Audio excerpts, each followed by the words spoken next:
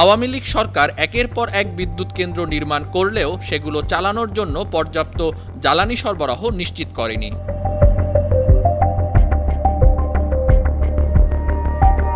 বাংলাদেশের বিদ্যুৎ সংকট এখন ঘোরতর আকার ধারণ করেছে। লোডশেডিংয়ের মাত্রা বেড়ে গেছে। বিদ্যুৎ কেন্দ্র থাকা সত্ত্বেও যথেষ্ট জ্বালানির অভাবে সেগুলো পুরোপুরি ব্যবহার করা যাচ্ছে না। বিদ্যুৎ কেন্দ্রগুলো অলস পড়ে থাকে, কিন্তু সরকারকে ভাড়া পরিশোধ করতে হচ্ছে। এ কারণে বিদ্যুতের দাম বাড়ানো হচ্ছে।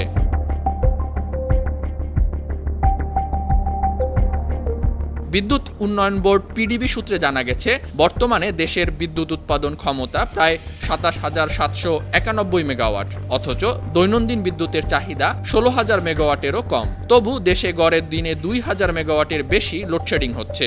লোডশেডিংয়ের এই পরিস্থিতি বিগত ৩ দিনে আরও খারাপ হয়েছে। বিদ্যুৎ উৎপাদন সক্ষমতা থাকার পরও এই সংকটের মূল কারণ হলো জ্বালানির অভাব। গ্যাস ভিত্তিক বিদ্যুৎ কেন্দ্র থেকে ১,০০০ মেগাওয়াট বিদ্যুৎ উৎপাদন কমে গেছে। কারণ হিসেবে জানা গেছে, সামিট গ্রুপের মালিকানাধীন তরলীকৃত প্রাকৃতিক গ্যাস এলএনজি সরবরাহের একটি প্রধান টার্মিনাল গত ৩ মাস ধরে বন্ধ আছে। সামিটের টার্মিনাল বন্ধ থাকায় এলএনজি সরবরাহ হচ্ছে মাত্র ৬০ কোটি ঘনফুট, অথচ আগে সরবরাহ হতো ১১০ কোটি ঘনফুট।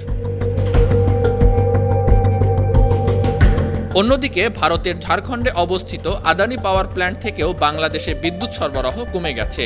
আদানির পাওনা এখন ৮০ কোটি ডলারেরও বেশি, যার মধ্যে প্রায় ৫০ কোটি ডলার পরিশোধের নির্ধারিত সময় পেরিয়ে গেছে। বকেয়া বিল না পরিশোধের কারণে আদানি বিদ্যুৎ সরবরাহ কমিয়ে দিয়েছে। এতে দিনে ১৫০০ মেগাওয়াটের পরিবর্তে মাত্র ১,০০০ মেগাওয়াট বিদ্যুৎ সরবরাহ করা হচ্ছে। বেসরকারি তেল চালিত বিদ্যুৎ কেন্দ্রগুলো থেকেও বিদ্যুৎ উৎপাদন করা যাচ্ছে না, কারণ তাদের প্রচুর অর্থ পাওনা রয়েছে। এই ঘাটতি পূরণ করতে লোডশেডিং ছাড়া আর কোনো উপায় নেই। বাংলাদেশে বর্তমানে দৈনিক গ্যাসের চাহিদা ৩৮০ কোটি ঘনফুট হলেও সরবরাহ করা হচ্ছে মাত্র ২৬০ কোটি ঘনফুট। এর মধ্যে বিদ্যুৎ খাতে সরবরাহ করা গ্যাসের পরিমাণ আরও কমেছে। সরকার জানিয়েছে, বকেয়া বিল পরিশোধের জন্য প্রয়োজনীয় ব্যবস্থা নেওয়া হয়েছে। শিগগিরই পরিস্থিতির উন্নতি হবে।